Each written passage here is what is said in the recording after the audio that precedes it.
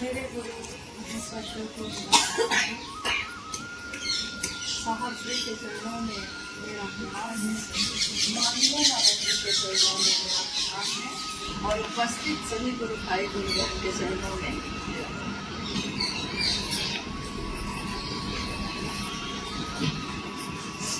मेरा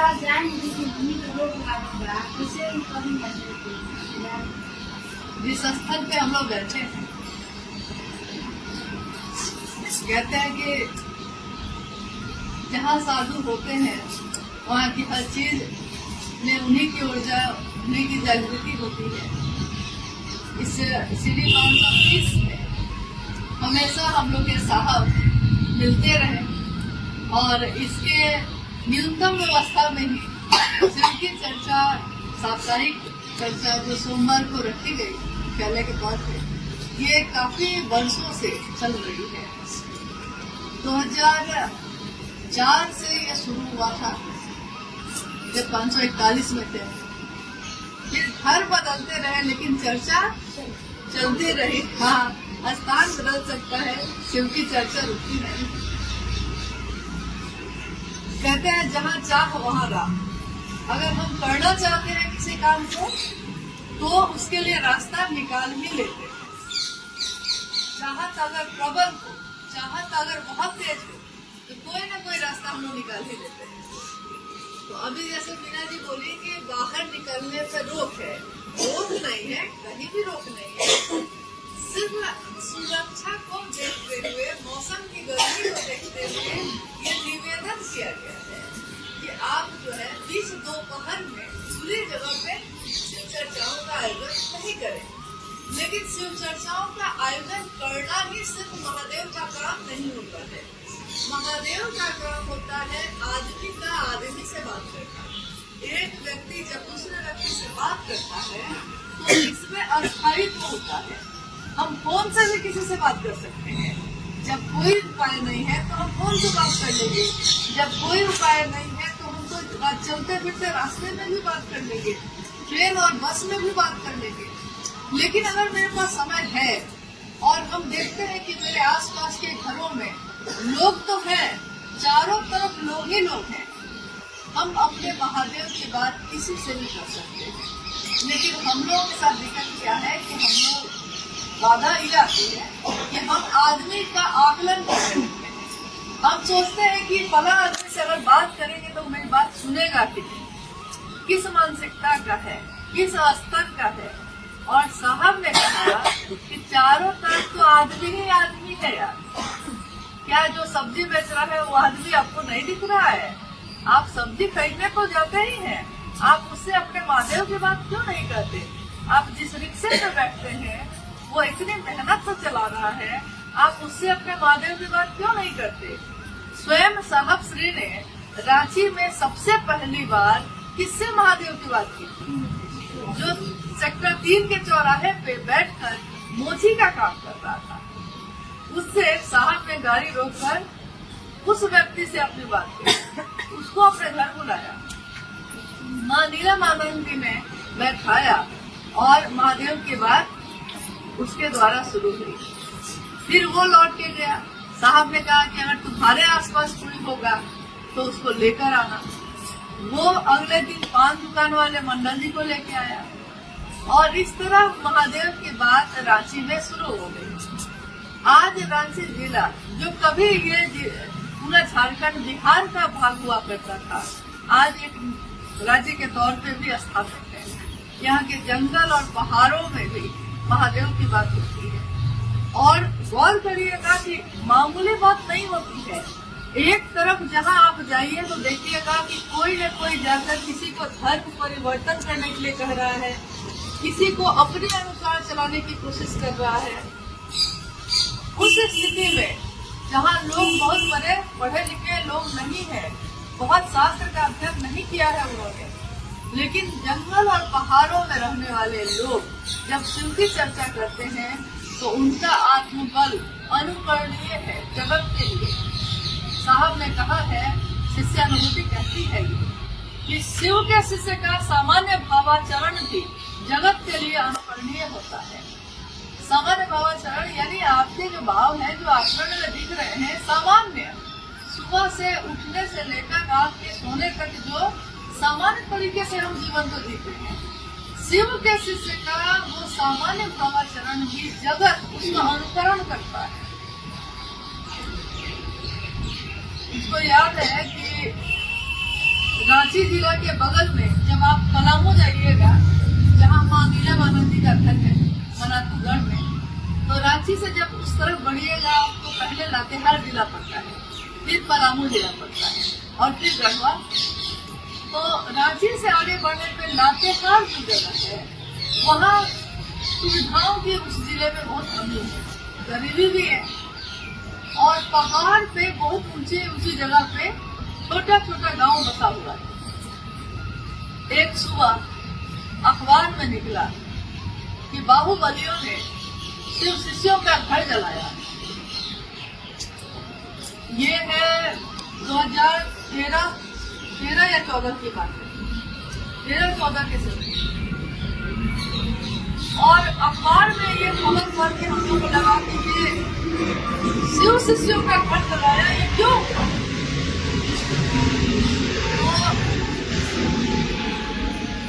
साहब से फोन पे वार्तालाप करके तुरंत ही तैयार होकर हम लोग लातेहार जिले की लातेहार शहर में पहुँचते पहुँचते रास्ते में ही वहाँ के गुरु भाइयों से बात हुई कि आप लोग जितनी जल्दी वो जाकर देखिए तो वहाँ हुआ क्या। देखिए ये एक सवाल बहुत ये घटना इसलिए बताया कि इस घटना से हम आकलन कर सकते हैं कि मेरी और आपकी स्थिति क्या है। वहाँ पहुँचने पे हम लोगों ने अपनी आंखों से जो देखा, डीसी आवास के बाहर लगभग 100-125 के लगभग में लोग, बारिश का समय था, जुलाई अगस्त का समय था, बारिश हो रही है, और डीसी आवास के बाहर बाउंड्री वाल के पास नींदते हुए अपने बच्चों को, परिवार को अपने साथ लेकर खाली पांव, चप्पल तक नहीं, फटे पुराने कपड़े और भीगते हुए ठिठुरते हुए वो लोग खड़े थे। तब तक पलामू के गुरु भाई लोग वहाँ पहुँच गए थे और उन लोगों ने प्लास्टिक का सेट बना दिया था, खींचकर रस्सी से बांधकर, ताकि कम से कम बारिश का पानी सीधे उनके सर पर नहीं गिरे। जब हम लोग पहुँचे वहाँ तो प्रशासन के सारे लोग वहाँ जमा थे। वीडियो साहब ने कहा कि आप लोग के लोग हैं, ये लोग हम लोग की बात नहीं सुन रहे हैं, लेकिन हम लोगों ने पहले मामला समझना चाहा कि मामला क्या है। पता चला कि जैसे यहाँ के जंगल और पहाड़ में जो आदिवासी लोग भाई रहते हैं, उनकी संस्कृति है, उनकी सभ्यता है, और ये लोग जो यहाँ खड़े थे, इन लोगों ने शिव को गुरु बनाया था, शिव चर्चा करनी शुरू की थी। जब महादेव का आकर्षण बढ़ता है तो जीवन की दूसरी चीजें अपने आप कंसिल कर जाती है। तो हुआ ये कि शुरू में तो इन लोगों को दबाव डालते रहे, लेकिन एक ऐसा भी समय आया जब ये लोग बिल्कुल तैयार नहीं हुए। यहाँ तक इन लोगों ने कहा कि हम लोग पैसा उसमें सहयोग करेंगे, लेकिन हम लोग अभी सब काम करने नहीं जाएंगे। तब गुस्से में, क्रोध में उन लोगों ने आधी रात के समय इन सभी लोगों के घरों पे धावा बोला, आग लगा दी। आप कल्पना करिए कि बारिश का समय हो और आपकी झोपड़ी भी कोई जला देता है, आपके पास न कपड़े हैं, न आपके पास पैसे हैं, न आपके पाँव में चप्पल तक है, और मीलों चल के वो लोग लातेहार कलेक्टर के आवास के बाहर खड़े हैं कि कलेक्टर तो जिलाधिकारी होते हैं, हमारी बात सुनेंगे, और वो भी सुन नहीं रहा है। गारू प्रखंड की ये घटना है। हम लोग जब पहुंचे, हम लोगों ने उन लोगों से बात की और ये समझाने की कोशिश की, चलिए हम लोग मदद करेंगे, आप लोग आपस में समझौता कर लीजिए, क्योंकि घर तो नहीं छोड़ सकते ना, घर थोड़ी छोड़ देता है लोग इतनी जल्दी। तो आखिर ऐसी क्या बात है जो आप समझौता नहीं कर सकते। तो ये जो गुरु भाई गुरुवान खड़े थे, इन लोगों ने कहा, आज भी उस गुरु भाई की आवाज या उसके शब्द आज भी उतने ही आता है। उसने कहा कि हम लोग इसके लिए तैयार थे, लेकिन उन लोगों ने कहा कि नहीं, अब हम तुम लोग को तब शामिल करेंगे जब तुम लोग शिव चर्चा छोड़ के आओगे, शिव शिष्यता छोड़कर तब हम लोगों में शामिल होंगे, तब हम लोग अब घर में बसने देंगे।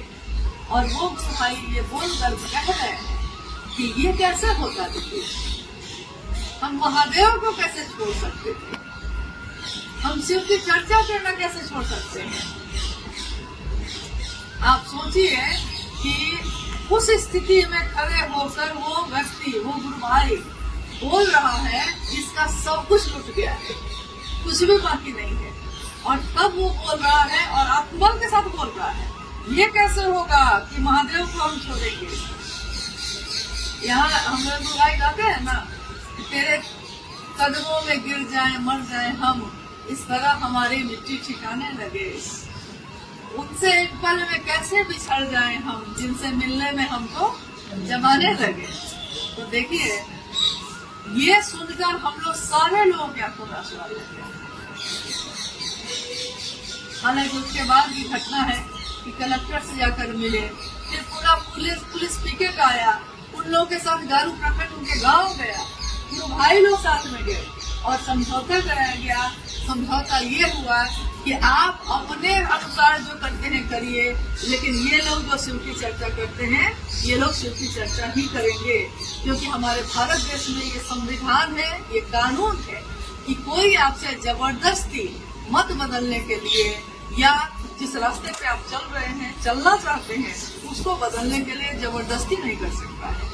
ये कानून है, कानूनन ये गलत है। लेकिन आज भी जब भी उस प्रसंग का ध्यान आता है, हमको लगता है हम लोग फिर भी बहुत सुविधा में हैं, हम लोग फिर भी बहुत अच्छे तरीके से हैं, हमारे पास रोटी है खाने के लिए, हमारे पास घर की छत है रहने के लिए, बारिश में हम लोग भीग नहीं रहे, और फिर भी हमारे जीवन में कोई घटना हो जाती है तो हम लोग तुरंत ये कहते हैं कि महादेव को ही छोड़ देते, महादेव की चर्चा में जाने से कोई फायदा नहीं। हम लोग बहुत लोग कह देते हैं, या बहुत लोग कहते हैं कि सब तो कर ही रहे हैं, हम क्यों करें, हम एक नहीं करेंगे तो क्या हो जाएगा। यहाँ बूंद बूंद से खरा भरता है, हर बूंद की उतनी ही अहमियत है।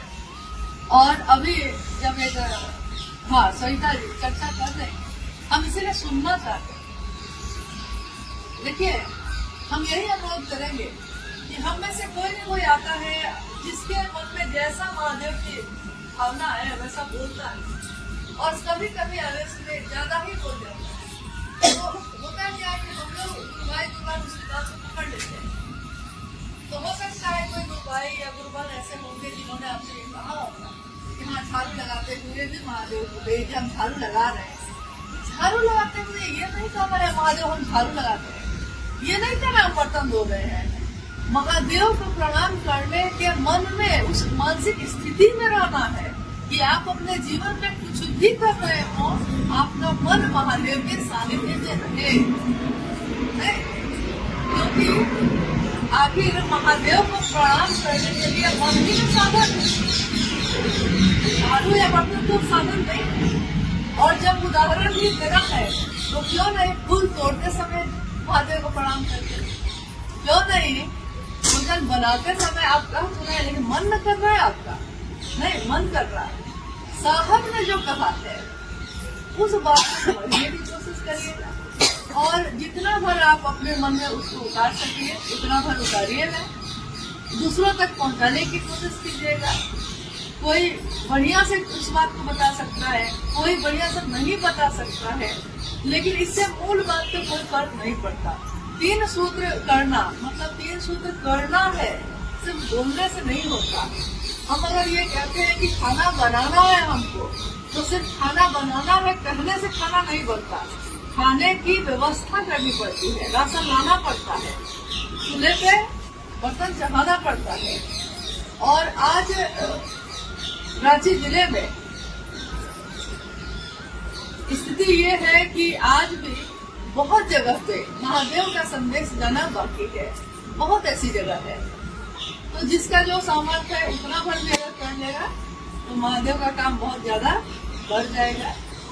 अभी जून का महीना चल रहा है, 17 जून को हम लोगों की दीदी मीरा महाराज जी की पुण्यतिथि है, और उसके बाद तब तक बारिश का समय शुरू हो जाता है, तो सभी से उसे से वृक्षारोपण भी करते हैं। और इसी सिटी कॉन्फ्रेंस में बहुत बार ऐसा हुआ है कि कभी गरीब बच्चों के लिए भी कक्षाएं चलती रही, और मुझको अभी सारी चीजें याद आ रही है कि कैसे 4-5 गुरुमान जो बहुत वृद्ध थी, उन लोगों ने कहा कि बच्चों को ही सिर्फ पढ़ाइएगा, हम लोग को नहीं। तो वो लोग भी आकर पढ़ रही थी। ज्ञान की कोई उम्र नहीं होती, शिक्षा की कोई उम्र नहीं होती। और उस समय उन्होंने कथा गगा और सीखा था। शिशु शिक्षा संवर्धन के नाम से वो ये भी सीखी थी।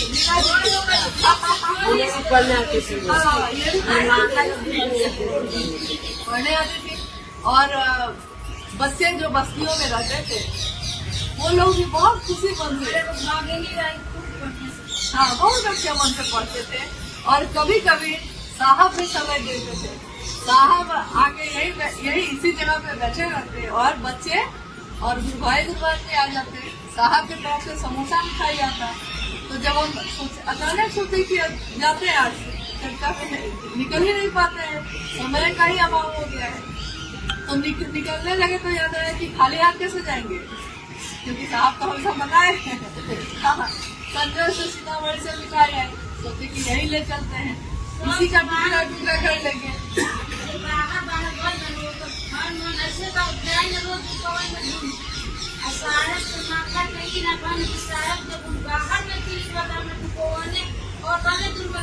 तो बाहर कहाँ का, बाहर क्यों नहीं निकलते?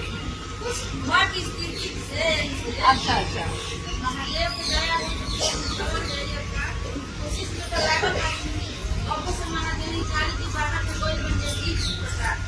हजारे में काम करे न दी होता, ऐसे तो हमें एक दिन में मैंने देखी जाए। वो जो महादेव से दया मांगी ना, मुड़ी पटकी ना, अब वो जावे तो कम से कम देखो सारी फिक्र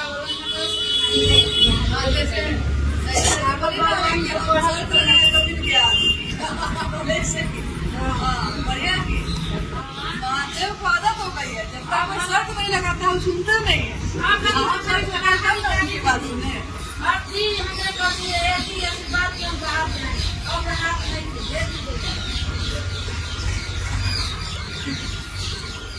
देखिए, साहब बोले कि जंजीर चाहे सोने का हो चाहे लोहे का हो, जंजीर जंजीर ही होती है। और हम लोग जो सोचते हैं ना कि हम घर में रहेंगे तो बच्चा बन जाएगा, घर में रहेंगे तो पढ़ लेगा, ऐसा कुछ नहीं होता है। अभी अब मेरी मौत हो जाए तब भी बच्चा बहुत अच्छे से पढ़ेगा। ये जीवन जो दिया है उसके लिए कुछ नहीं कर सके, और जीवन भर दूसरों के लिए करते रह गए, इस जीवन का क्या लाभ? लौटेंगे तो कहते नहीं, बाबुल को यानी अपने पिता को क्या मुंह दिखाएंगे, क्या कहेंगे कि आपका नाम ही नहीं लिए, आपके लिए कुछ नहीं किए, बाकी सबके लिए किए। सारे ऐसे रिश्ते हैं जो हमेशा सुख नहीं देते हैं, सुख भी देते हैं, लेकिन हम उन रिश्तों के लिए तब भी बेचैन होते हैं, तब भी उसके लिए करना चाहते हैं। और महादेव जो कल्याण ही करते हैं, सुखी देते हैं, उनके लिए क्यों नहीं करते?